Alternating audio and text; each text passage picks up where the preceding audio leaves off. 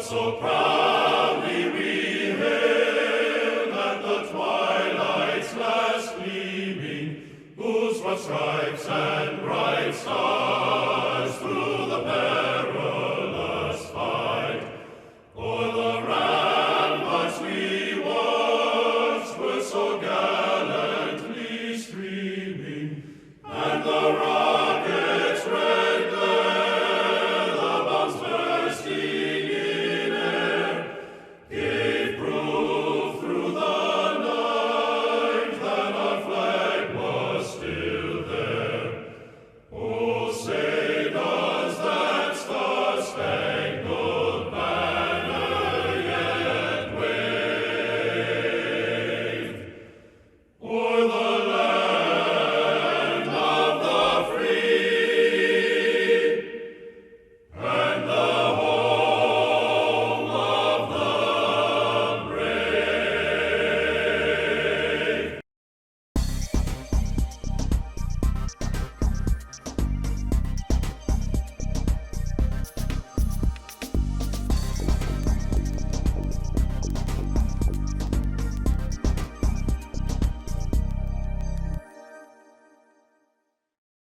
So we are very honored to have some folks from one of our local electrical suppliers, Duquesne Light Company, to talk about the grid and also some programs to help us reduce our electrical footprint and so forth.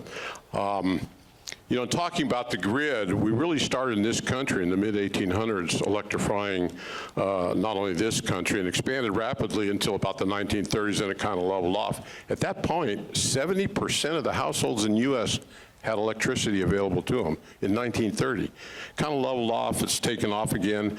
Now, by 2010, this is a staggering statistics. 83% of the world's population has availability to electricity. 83, that's incredible. The big places that don't have it mainly are in Africa. Everywhere else in the world, people have access to power. So anyway, this is kind of going to be a two-part meeting. We have Jessica Valentine. She's an engineer with the Duquesne Light Company. She's going to talk about the electrical grid, and then Stephanie Gillespie is going to take over and talk about some of the programs they have for rebates, I guess, and so forth, and energy saving tips, et cetera, et cetera. So I'm going to turn it over to Jessica. You're on. Thank you. Hi everyone, my name is Jess Valentine and I'm an advanced grid engineer at Duquesne Light Company. It's so nice to see all of you here today and that you're interested in learning about the electric grid. Before we get started, I just wanted to thank all of you for your service. I know we have a lot of veterans in the house, so thank you for your service. So today I'm going to give you an overview of our company and our vision of a clean energy future for all. I'll also give you an overview of the electric grid and how that works, and I'll also talk about some of the work my team does with grid modernization and advanced grid solutions. So if you didn't know, Duquesne Light Company has been serving southwestern PA for over 100 years, and today we serve over 600,000 customers in the Allegheny County and Beaver County region. Our core values center on our customers. We keep them at the center of everything we do. And so not only are we focused on providing safe and affordable electricity to all of our customers, but we also see ourselves as playing a leading role in our region's clean energy transition. So just giving you some more insights into our company and who we are. Our service territory, like I mentioned, is Allegheny and Beaver County, so that's about 812 square miles. And in that area, we have 345 substations, 5 service centers, and over 7,700 miles of transmission and distribution lines that we maintain. We also employ over 1,700 employees, and over the next 4 to 5 years, we are targeting about $1.9 billion in investment in electric grid infrastructure improvements.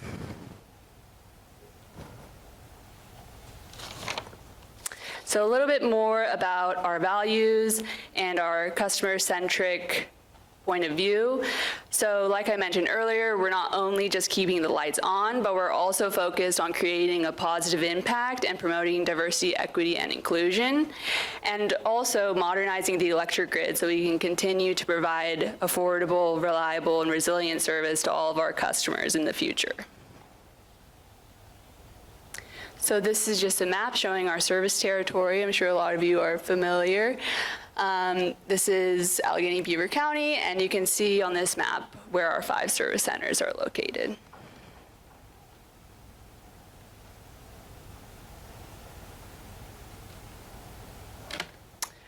So talking a little bit more about that positive impact, that's a big focus of our company. Charitable giving and employee volunteerism are a big part of who we are, and in 2022, our employees donated over $340,000 to regional nonprofits, and we also donated over $2 million to local organizations and planted 158 trees in 2022.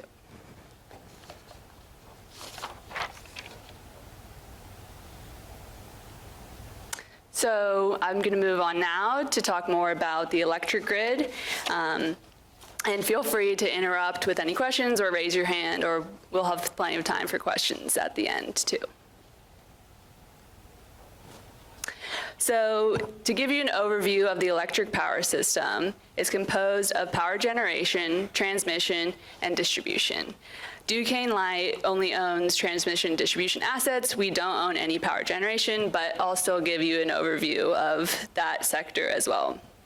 So starting at the top left of this diagram, which is a little small, but we start with our power generation, our power plants, where electricity is generated, and then it follows to a transmission substation to step up the voltage so that it can be carried across transmission lines before the voltage is stepped back down for subtransmission and the distribution system.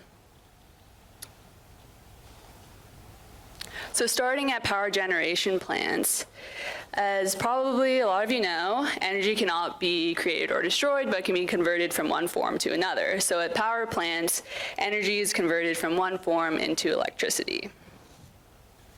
There are many types of power generation plants, but the most common system for generating electricity is what you see here. So kinetic energy is used to rotate a rotor, and that powers a generator, creating electricity. So looking at the sources of electricity generation in the United States, most electric generation today comes from natural gas power plants, followed by renewables, coal, and nuclear.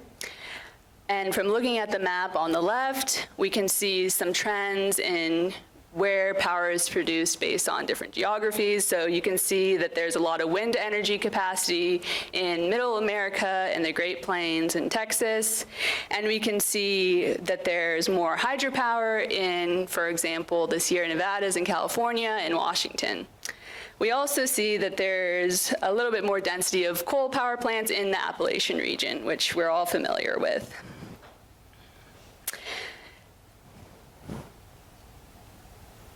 So this is some similar data, but looking back historically at US generating trends in the United States.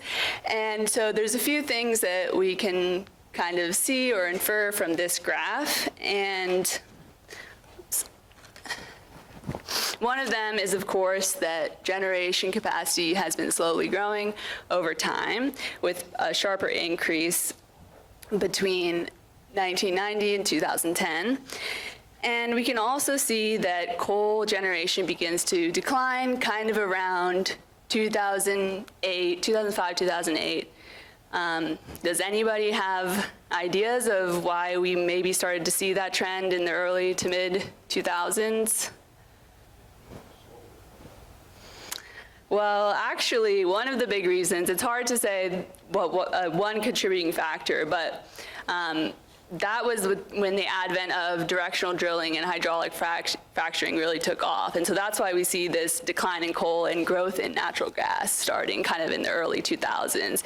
And we should all be somewhat familiar with that because the Marcellus Shale here in Pennsylvania was a big part of making natural gas affordable and creating those market forces to drive coal down. Of course, there's other factors too, like environmental concerns, stricter regulations, but predominantly the thought is that it's mostly driven by market factors. And we can also see by this graph that there's a larger growth in renewables in the past maybe 10 to 15 years. So just giving you an overview of some of the most common types of power plants in the United States today. These all kind of work on the same principle. They're steam turbine generation plants. So basically in each of these examples, you have a heat source, and that heat source is used to boil water, it creates steam, and that steam powers the turbine and the generator to produce electricity.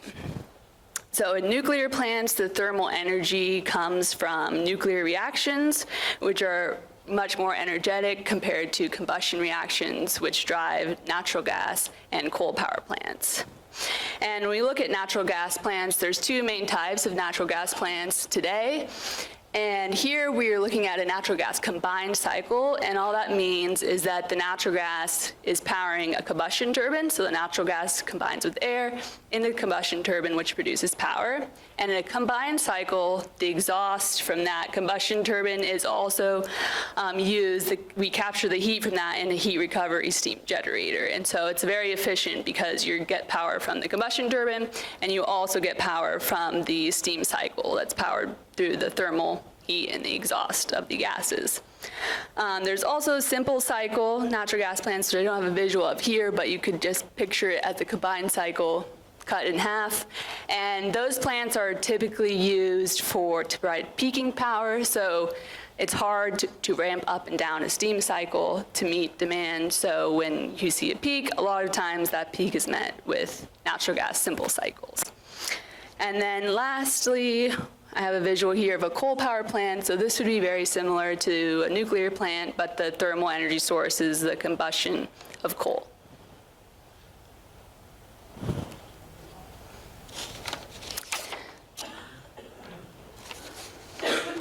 So I also wanted to cover some of the more common forms of renewable energy generation in the United States. Wind energy, it still operates under pretty much the same principles as steam power plants, except for your kinetic energy is coming from the wind to rotate your rotor and generate electricity. And on average, an onshore wind turbine can generate between 2.5 to 3 megawatts of electricity.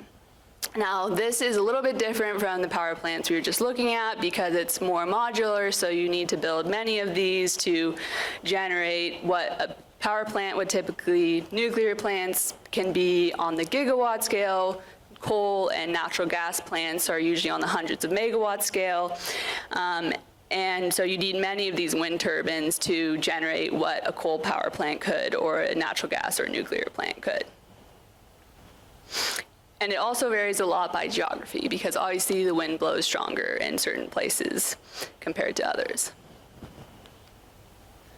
And moving on to talk about hydropower, which is another pretty common form of renewable energy.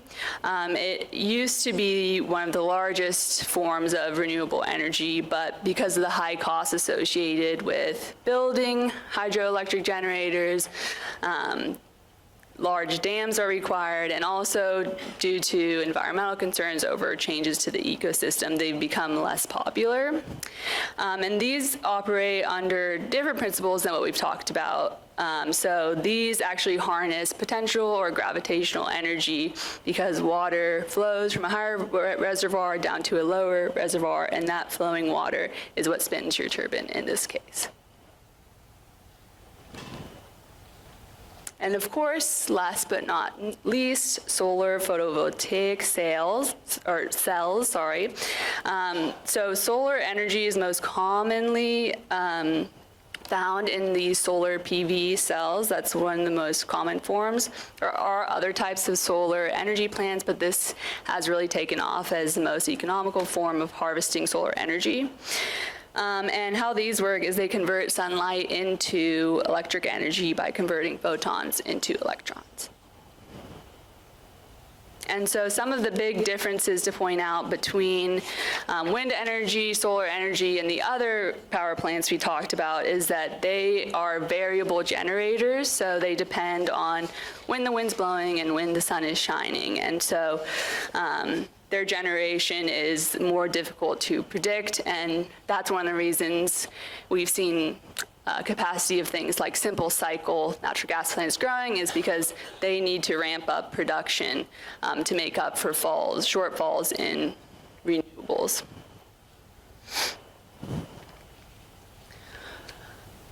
So now moving on from our power generation to our transmission and distribution. So these are the assets that DLC owns and operates. We have about 690 miles of transmission lines and about 7,190 miles of distribution lines that we maintain. And these systems operate at 3 different voltage classes within our service territory. Voltages can vary, though, between different utilities across the United States, as when the grid was first being developed, this wasn't really a standardized parameter. So you can see different voltages at different utilities. Moving on to the transmission line. So after your power generation, your voltage coming out of the power plant is stepped up to transmission level voltages. And the reason we step up the voltage is because that allows us to more efficiently and more quickly send electrons over long distances. So that's why you maybe are familiar with seeing these types of towers in more kind of rural areas or driving out on the highway, because these are meant to cover long distances and connect communities that may be far away from the power plants with electricity. And then substations, so there's 4 different types of substations. There's step up and step down transmission substations, distribution substations, and underground distribution substations. And the differences between these are really just the level of voltage that they're transforming between different parts of the system.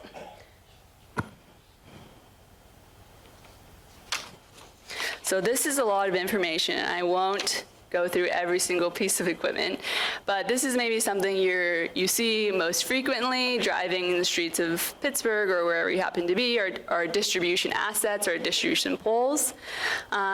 So after this, you can go outside and see if you can remember anything I talked about. So if we start at the top of the pole, we have our primary wires, that's the 3 wires connecting at the very top. And these are the wires carrying the distribution level voltages. So in our system, that's 23,000 volts or 4,000 volts. Those are the 2 voltages we have on our distribution system. And the primary wire, to step down the voltage to the voltage you see in your homes, there's the little canisters that you've seen everywhere. Those are transformers. So the purpose of those is that they'll take that primary feed and they'll step down the voltage, and that will travel through the secondary wires, which are the next set of wires on a pole, and that's what feeds your home. You can even trace it once you go home, look at the pole and try to see if you can see where the secondary is coming in. Also on poles, you can see sometimes there's telecom equipment, so that would be the lowest hanging wire, things like internet, fiber, telephone lines, etc. And additionally, we also have other pole top devices like reclosers. And these are important because these devices allow us to isolate certain parts of circuits. So if there is a fault on one part of a circuit, we can isolate that circuit to do work, but also potentially feed other customers that may be impacted. We can still provide them power if we can isolate the fault to one section.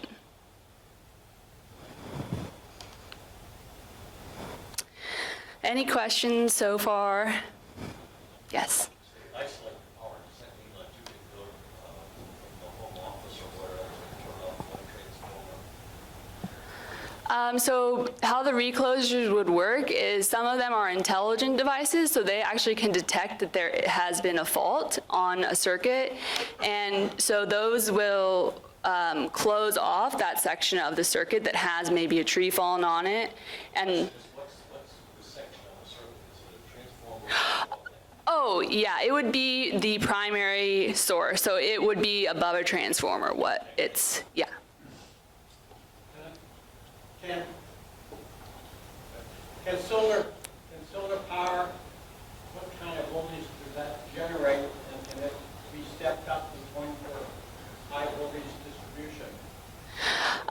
Yes, it can be. I'm not sure the exact voltage, but it can be stepped up to transition level voltages with the step up substations.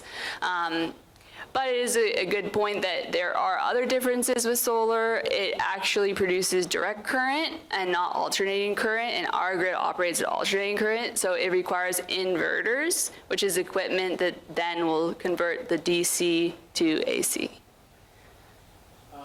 What efforts is Duquesne Light putting in place to harden the grid from issues concerning atomic attacks or sabotage that would take down the grid and put us back in the Stone Age? That's a good question. So we have a very robust cybersecurity team at DLC, and that's one of our primary focuses. Some of what I'll get into and some of the technologies we're looking at is we're setting up new systems to give us better visibility, and also potentially looking into more secure communication systems for all of the sort of data that is out there on the grid today. Also, who provides your baseload power to the customers of Duquesne Light? Now, you know, I can go online and buy power from different companies, but who do you rely on to provide power to your system currently? Sure. So, yeah, our default supply, it's a variety of different sources. One of the main generators is Beaver Valley Nuclear, so we actually have a lot of nuclear power feeding our system. And there's a mix of other resources as well, a small amount of coal and solar, and potentially a little bit of wind, but I don't have the exact breakdown right now. And it can vary depending on who does the study and the assumptions that they make and where the electrons are flowing. Thank you. I have two questions. One is, do you know what the current conversion of solar is as far as efficiency? And the second one is, why aren't you burying the lines? That's a good question. So the first question on the efficiency of solar panels, I think the last time I looked into is around like maybe 30 or so percent, 40% efficiency. And as far as why we don't underground all of our wires, that's mostly due to high costs associated with undergrounding wires. So it's very, very expensive to underground wires. And it also, although it does increase reliability, it does make it more difficult and more timely to restore power if there is something that goes wrong underground, because when you have to go fix those assets, it takes longer. I have solar power in the converter, and I'll tell you, for around Pennsylvania, you would think because of the gray sky, you don't generate electricity. The panels that they have now come out with are so sensitive that even on a grayish day like this, I'm still generating electricity and sending it back to you. Yep, that's right. Anytime you have UV rays coming in, you can generate power with solar panels. So, I mean, that's good to hear that they're working out for you. Is most of your wiring bare or is it insulated? Most of our wiring is insulated, I believe.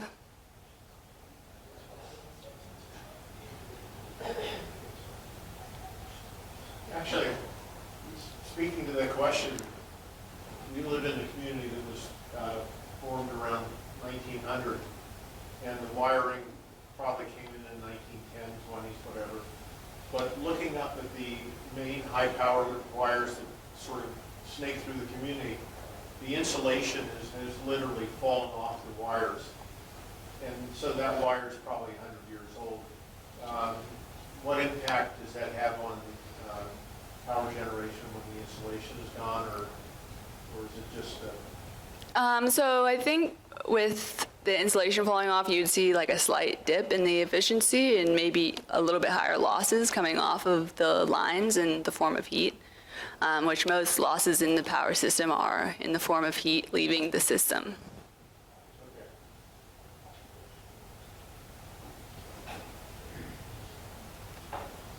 Okay, so we talked a little bit about this at the beginning, but I wanted to talk about kind of the evolution of the electric grid, of where we started, and talk about where we are today and where we're going.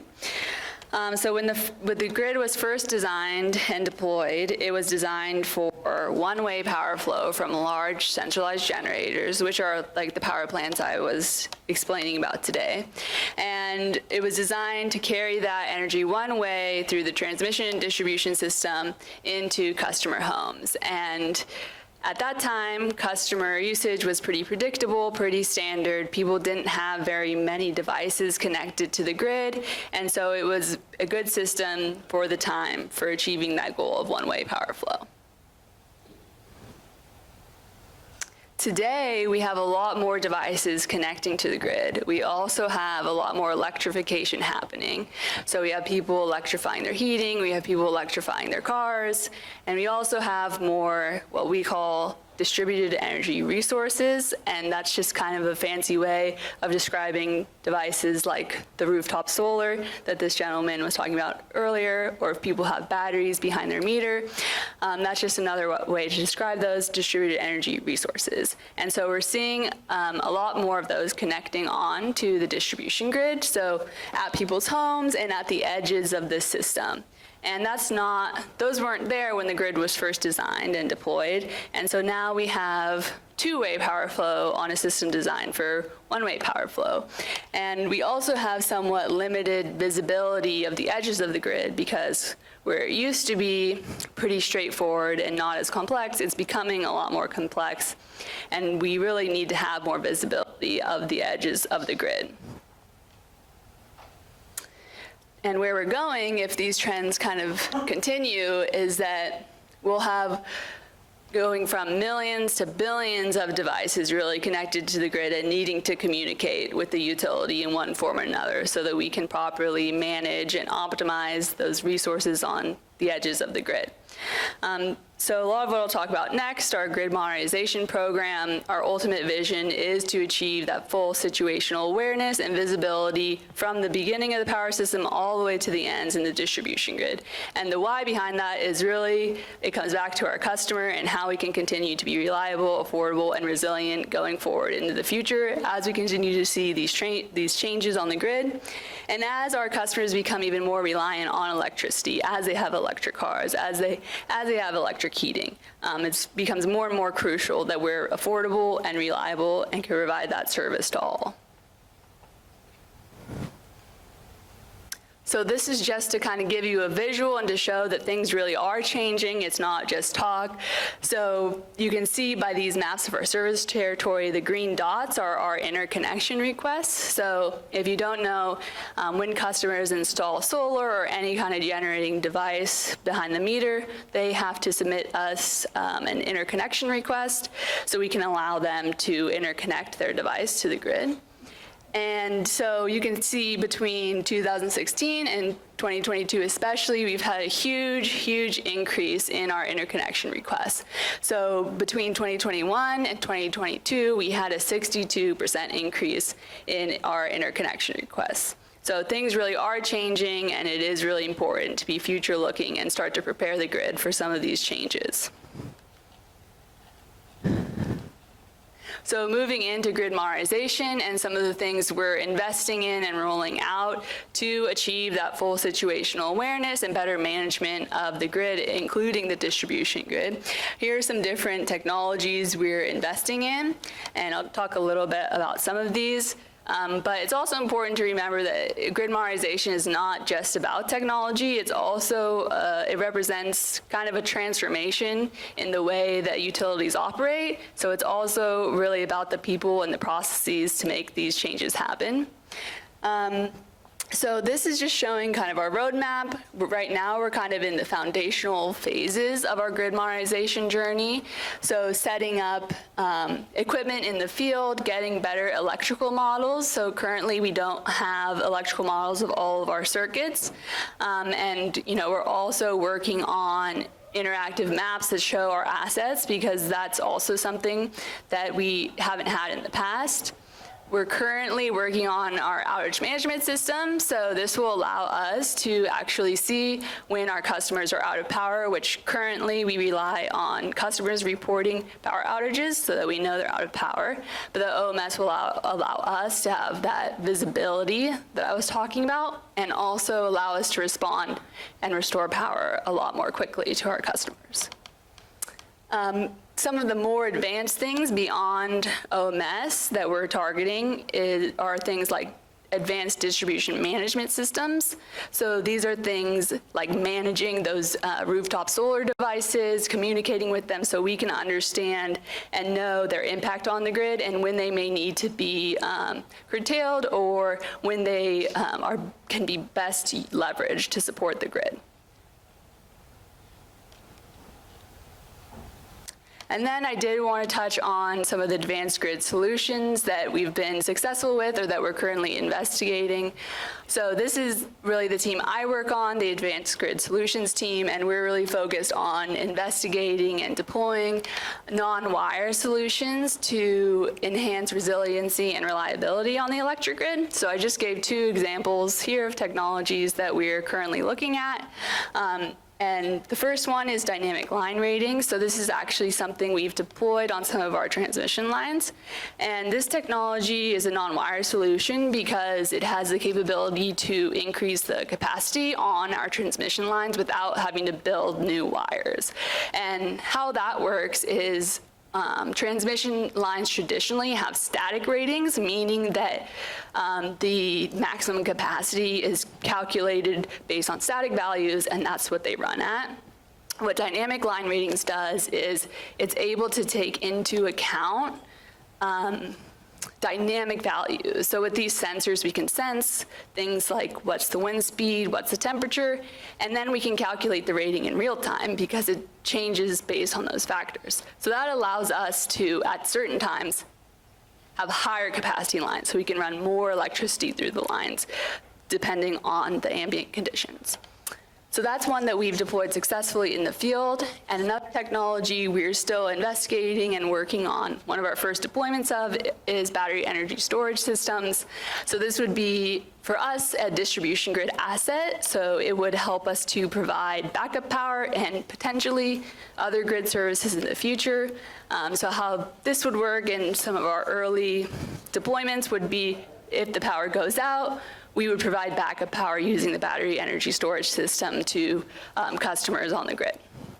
So that's just 2 things we're working on now. There's a lot more, but didn't want to overwhelm everyone with all the details of the technologies we're interested in.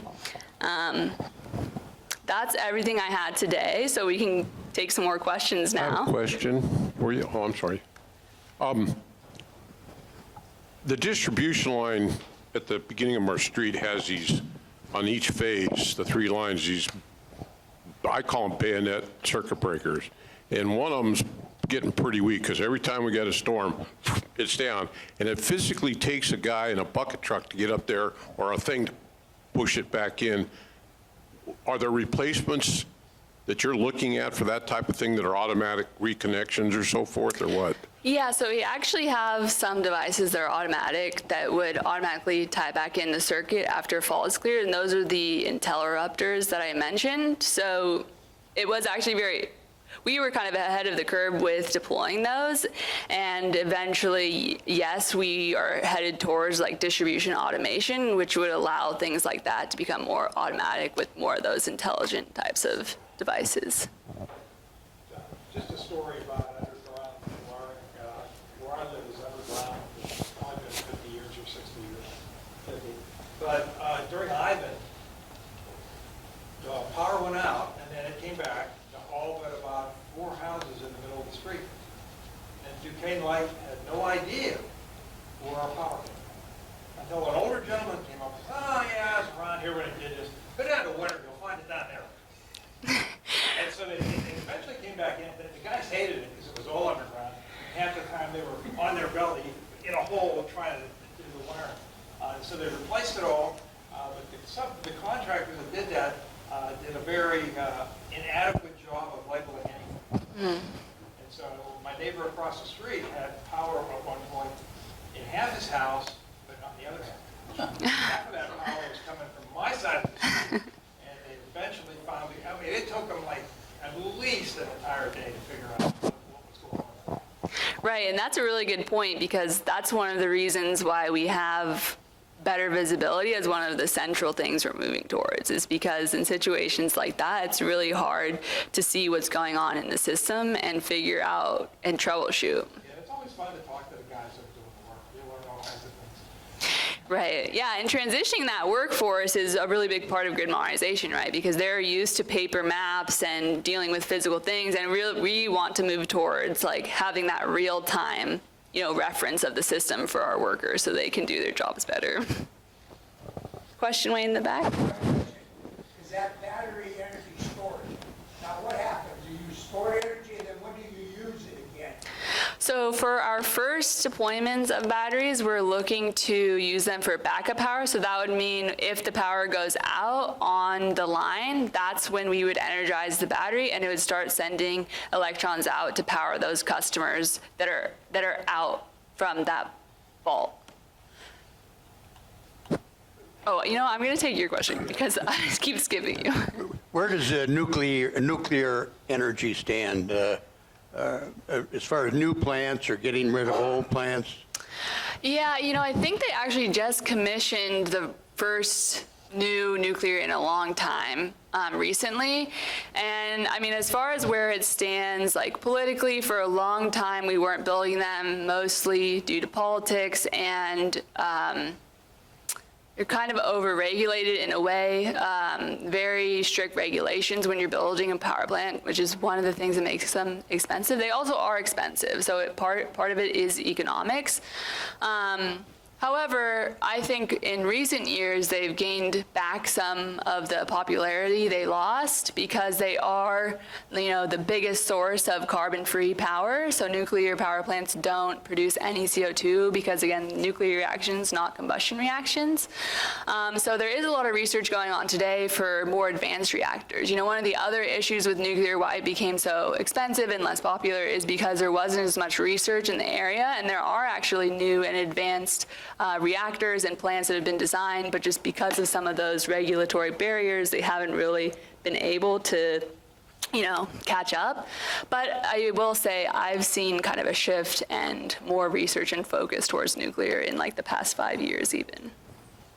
Isn't the reason why the nuclear power plants now may be more digestible is because you got the breeder reactor type and not the old dirty ones where we had barrels and barrels of this uranium waste we had to bury and caves and everything, and that's what put the poo-poo on Right. That's true, and also, of course, the nuclear accidents that happened did have kind of a ripple effect and shifted the politics a lot. But you're right that the new reactors, advanced reactors, are a lot safer than the previous reactors. And additionally, some of the more advanced concepts, though these haven't yet been deployed, can actually use the waste further. So there's a lot of energy still in those fuel rods after the first cycle. And some of the more advanced reactors can actually use that waste to generate more energy and to make it a lower and lower half-life as they continue to reuse it, which sort of addresses partially the nuclear waste issue. Yeah, my understanding is that these battery packs are designed to store electrical energy created by wind or solar. And because at night you don't have any solar power, depending on how the wind's blowing. So they grab it when they can, and then they deploy it. You mentioned that when the power went out, they had battery packs. Why would the power go out? Your base load's coming from natural gas. That's a good question. So, why does our power go out today? A tree falls or the wind blows. So that's kind of the type of outages we're seeing. And our first initial deployment of this, we're targeting for one of our worst performing circuits. So, we're seeing how effective this can be as an alternate reliability improvement, especially for rural customers. So, because they're so far away from like the generators and the feeders, they can suffer from worse reliability. So we're seeing if batteries can be a good alternate and affordable solution as opposed to like running a whole nother feeder out, which would be really the only other solution. So as far as what's causing the power outage, it would be, their feeder, something would cause a fall on their feeder, like a tree falling. So then like this branch of customers is out and then the battery could come on and feed those customers during that time of the outage. Jessica, are you guys keeping an eye on, for the first time, the group out at Livermore Lab are setting physics on its ear, where they had the fusion of two different particles that created more energy than the two particles themselves. Are you guys looking, because I think that's going to be the future of Right, I mean, clean energy. Fusion has been talked about for a long time, and it's really exciting, the progress they're making towards that. So the nuclear reactors we were talking about, those are fission reactions. So a neutron bumps into an atom of uranium, it scatters additional neutrons and also a lot of energy. But in fission, you're actually, or fusion, sorry, you're actually bringing two atoms together. And so, again, DLC, we don't own generation, so it's not so directly related to us, but it's exciting to us that there's more potential for more carbon-free energy generation, because of course that goes along with our clean energy future of all that's really important to us. My son lives out in Somerset, and they have a lot of windmills out there. And one of the largest complaints that I've been hearing from the people who live there is the inefficiency of it because of the cost of the blades. The blades keep wearing out, and they cost millions of dollars to replace. And they claim that that's the most ineffective form of energy. And the noise. And the noise. Yeah, I mean, there's some. I think there's some truth to that, and yeah, they do have an impact on birds as well. But with all energy sources, you have pros and cons. So there's always going to be some amount of impact, even with things like renewable generation. There's always going to be some impact. Even though they don't have limited fuel sources compared to fossil, they do still require materials. As you're saying, frequent replacement. Solar panels require like rare earth and critical materials. I mean, those are all areas of active research too. Before Duquesne Light, I actually used to work for National Energy Technology Lab, which is one of our, one of the chain of national energy labs in the United States. So those are kind of the research areas that they're probably very focused on in improving these different sources of energy.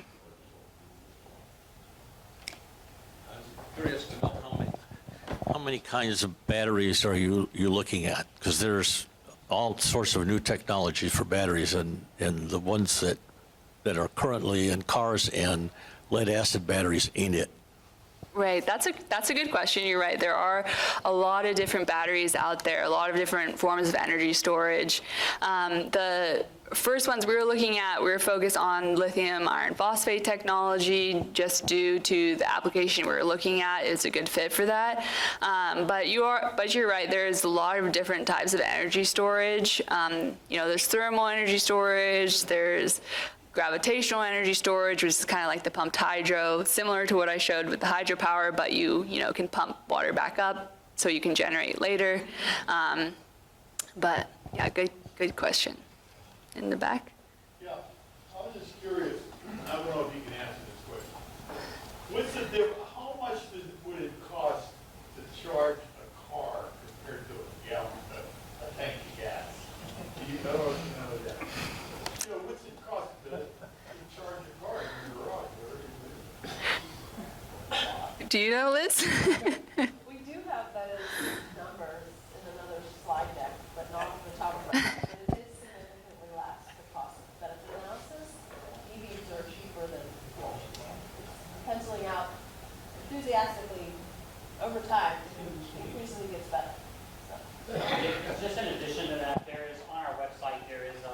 transportation electrification page.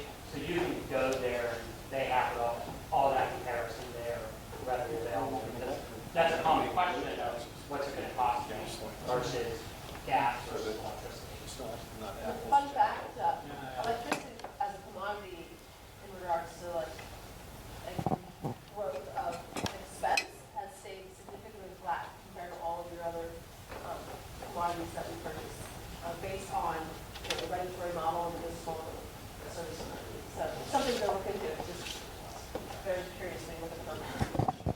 I would be curious, your comments on, as we build these microgrids across the country, the other end of the spectrum are the three great interconnects we have in this country, let alone the ISOs and the power pools. Is the growth of the microgrids and all these multiple sources of power going to make rethinking transmission line systems and interconnects and power pools and ISOs? Yeah, I'd say definitely that is happening. Both interconnection processes, definitely are on their way to being improved, just because there is a big queue and that can be a slowdown to connecting a lot of these new renewable energy sources. And then the second part of your question about the transmission lines, we do need a lot more capacity of transmission lines. However, some of the things like we're looking at on advanced grid solutions, I mentioned our dynamic line ratings, that's something that can allow more capacity without building new transmission lines. And also, if we can operate our distribution grid more efficiently with some of these more advanced systems, that can actually become a transmission support by the way we optimize the distribution grid.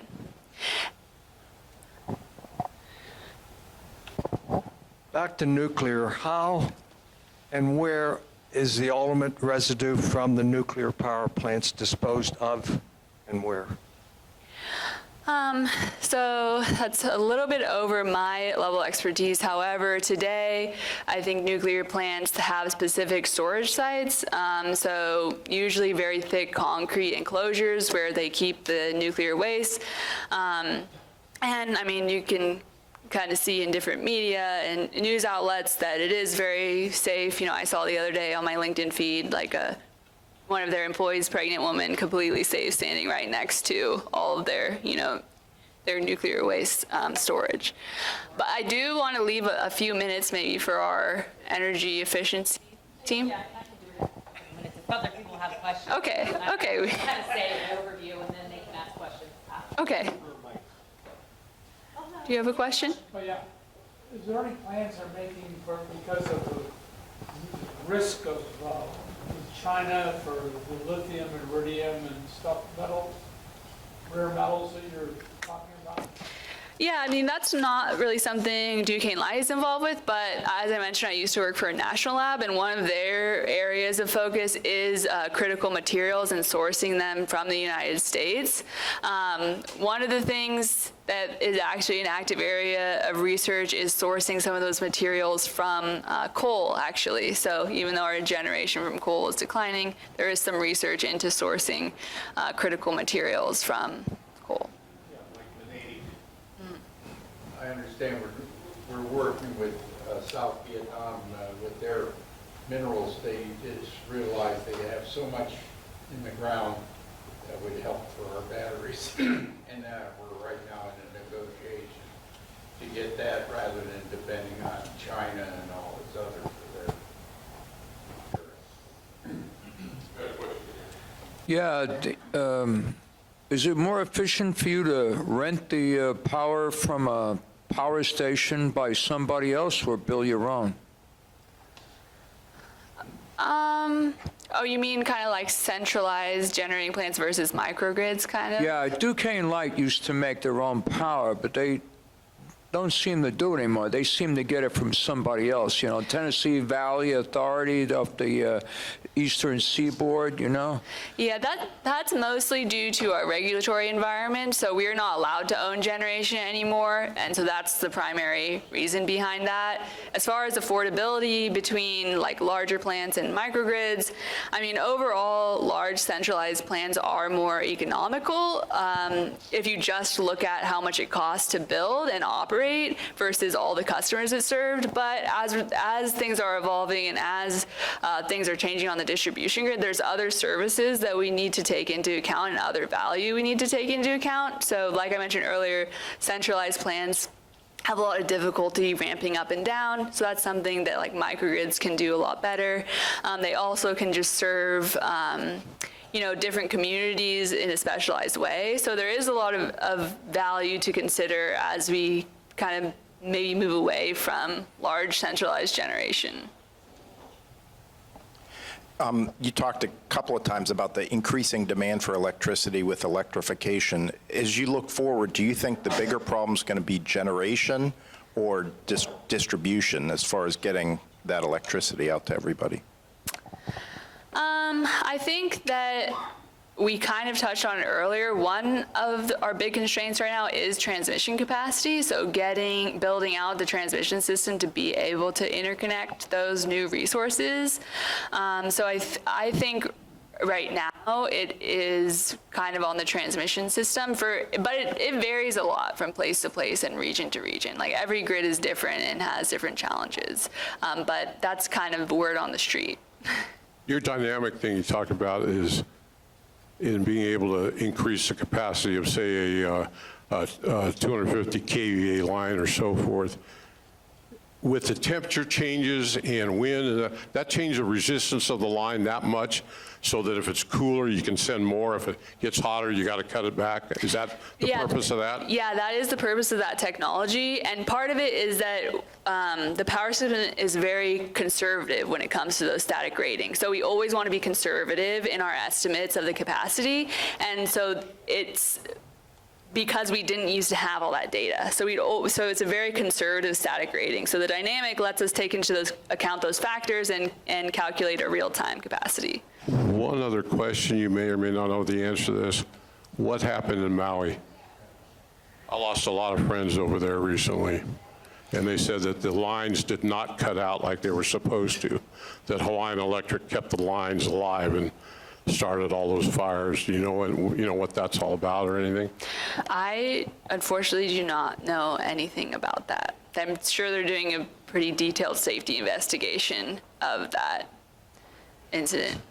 There's videos of lines blocks long that are smoking on fire, and for some reason they didn't cut the power, they kept it on, or the breakers didn't break or something. I'm not sure what went on there. Yeah, I don't know. Stephanie, you want to? Yeah. Question. Is it true that figuring out your kilowatt is way to figure it out is a 100-watt bulb burning for an hour equals 1 kilowatt? Is that accurate? It's more than that. 1 kilowatt is 1,000 watts. So if you got a 100-watt bulb, it's going to have to go for at least 10 hours. Mm-hmm. Or you need 10 of them. Or you need 10 of them. Yeah. Yep. Yeah, I used to be a power plant engineer for 28 years. So. You should give this presentation. Get up here. 905 megawatt, 26,000 volts stepped up to 345. But the power plant, we had 20-story boilers with reheaters. Man, huge stuff. Just to make millions of watts of power. Yeah. Takes a lot. All right. Well, thank you, everyone, for all your questions.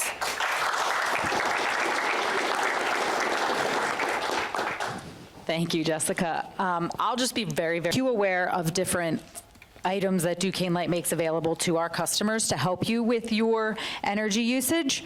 First, I'll point out, you can come over and talk to us afterwards. We'll answer any questions or whatever you need. This little pamphlet here will give you information on our My Electric Use website. This is where you can go on and see the exact amount of energy you're using. This will give you an hour-by-hour look at your energy usage in your home so that you can better evaluate and maybe see where you're spending that you're getting that high bill. We can give you more details on that.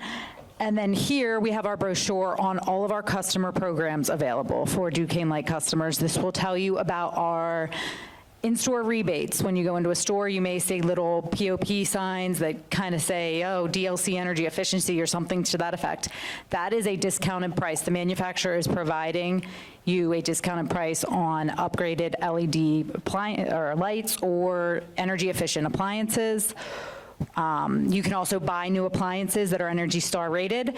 Go online, fill out an application, and you will also get a rebate for that. So if you're looking into upgrading any of your heating, cooling systems, definitely check this out. If you're looking into insulating your attic or air sealing your home, come check this website out, see what eligible rebates you're for, what rebates you're eligible for. We also offer an in-home energy audit, which you will get up to $275 in rebated items. That could be anything from LED lights, night lights, smart strips, smart thermostats, anything. If you have an energy auditor out to your home to evaluate it. And we also have, we have our appliance recycling program, which if you have old ACs, dehumidifiers, refrigerators, or freezers sitting around in your home, you don't want it anymore, or it's using up all your energy and you're paying useless money for it, you can go online and schedule an appointment. Somebody will come out, pick it up free of charge to you, and actually pay you. You will receive a rebate in the mail for that. Right now, it's a little bit of a wait list kind of program, but you can give us an email and we'll put you on the wait list and you'll be serviced as soon as we can get to you. But if you have any further questions, you can come on over or we can answer them now. Do you have any comments on these devices that are being advertised to cut your electricity bills to nothing? What devices? Because that's not going to happen. Because that's, yeah. No, this device is something that supposedly Elon Musk has come up with, and you plug these things into your wall on each floor, depending on the size of your house. Is that what you're referring to? Yeah. Are you talking about the Tesla battery pack with the solar inverters? No, this is actually not a scam, but it's not as Because I know that Yeah. I personally, They look like night lights. I have personally replaced every incandescent bulb with LED, and I reduced my electric bill by. Oh, you definitely will. Not quite half, but a lot. So and the new LEDs are even more efficient than Gen 1 LEDs. Oh, they're great bulbs and. And they last long. I've taken and put in the date I Should've bought light install them, bulbs. and I'm amazed that some are lasting now 3 or 4 years. Mm-hmm. But I did also bring along extra of the materials, but then some LED night lights for you guys. They'll just plug them in and they light up if it's dark, and when it turns light, they go off. You don't even have to do anything. Great for bathrooms or when you're walking around hallways at night, so you don't have to flip the switch on. You still got to remember to put the seat down.